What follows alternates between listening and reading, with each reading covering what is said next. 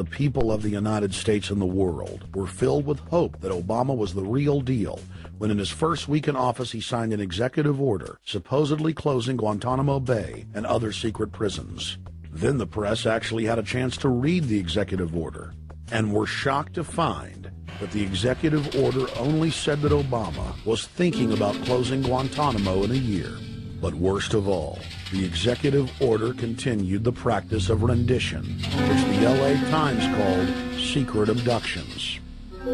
They don't know. They think that he's signed off immediately on closing Guantanamo, but he's allowing prisoners now to be taken to foreign countries.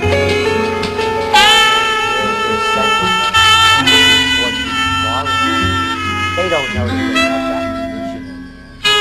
Obama is now continuing the practice of secret arrests, secret prisons, and most importantly, indefinite detention without parole. When a British High Court said that it was preparing to release secret British and U.S. torture orders, this proved that the Bush administration was ordering personnel to systematically abuse detainees. Barack Obama threatened to cut off all U.S. To add insult to injury, he stated that the program was important to national security, not only against Russia's crimes, but continuing them.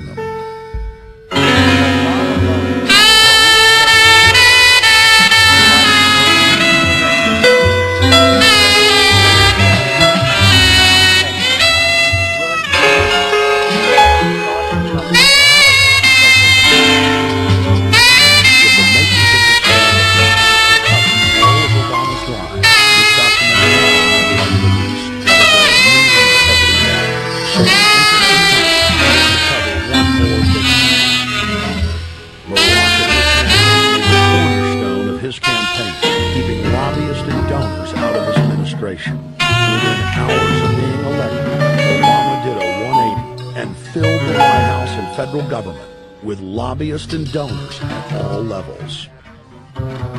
Obama picked William Lynn, the top lobbyist for Raytheon, to fill the number 2 position in the Department of Defense.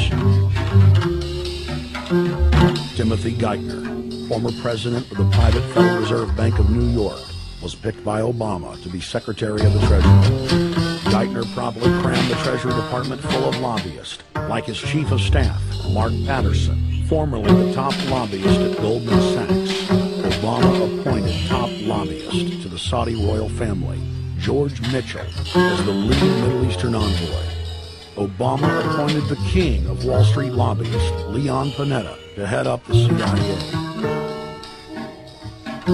Obama tapped Tom Daschle, top lobbyist for healthcare firms, to run the Department of Health and Human Services, and the list goes on and on.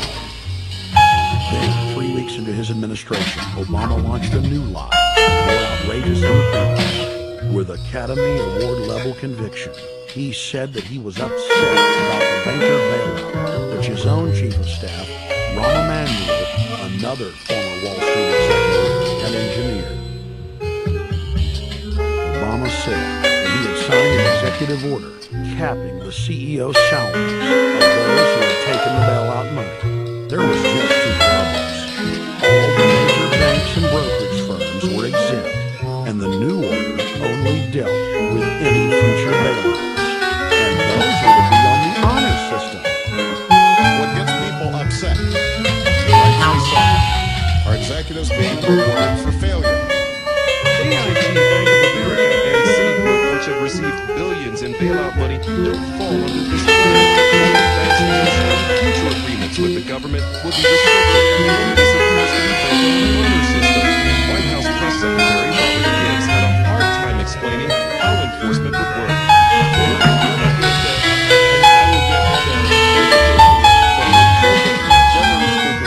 This is already the biggest liar and the biggest disappointment that we've seen in recent history. And again, qualitatively, there are low standards set by Bush, and Clinton in terms of delivering on promises. Bottom line, Obama is a fantastic actor and an even better liar. His track record is clear. He has done the opposite of everything he told the people he would do. Don't make up one lie. If you believe these people don't believe it.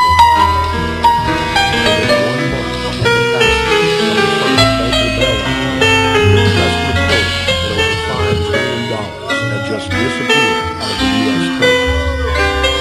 By December, the amount of money that had been stolen reached $8.5 trillion.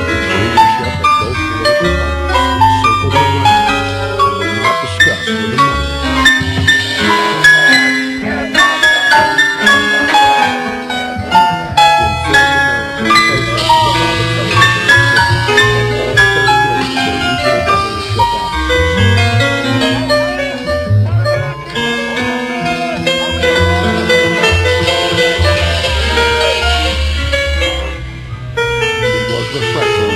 Standing up against the real power structure, not being distracted by the elite's threatening, like George W. Bush and Barack Obama. We traveled to Dallas, Texas to cover We the People, taking on the real enemy.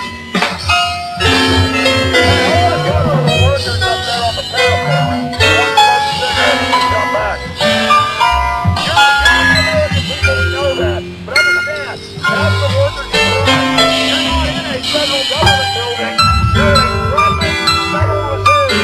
It's useless on me as a federal. Let me ask you my first name is Federal Reserve Jones. I'm still not the federal government. I'm not a federal agency. I still my name is Federal Reserve. I still have to pay off politicians and get them to allow me to use power so I can give you the currency credit and then I can buy up the world. That's what these criminals have done. It's controlled by cliques of unelected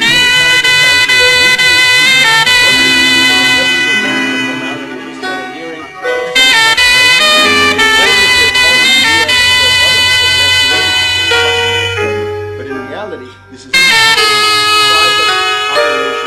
Jackals, hyenas, raptors, all of them loyal, not to the American people, but to the Wall Street banks, which is pointing to Barack right now, President Obama, as saying, you got to get the economy together. You got to get the economy together.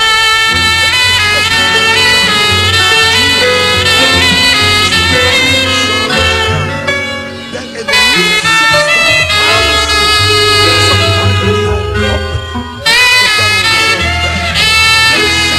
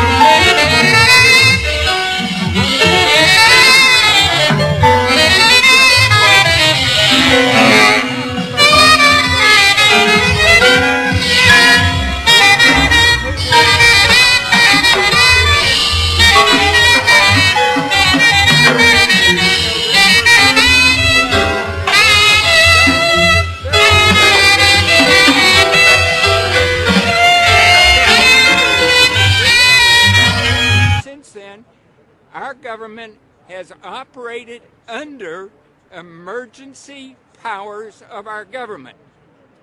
It is not the president that makes the decision in this country. It's the Secretary of Treasury who turns around and is put in there by the Federal Reserve to manage the bankruptcy. We've been in bankruptcy ever since. So to print $700 billion and to give it away, how do they get away with it? The manager of the bankruptcy is told by the Federal Reserve this is the way to go. That's where we're at today.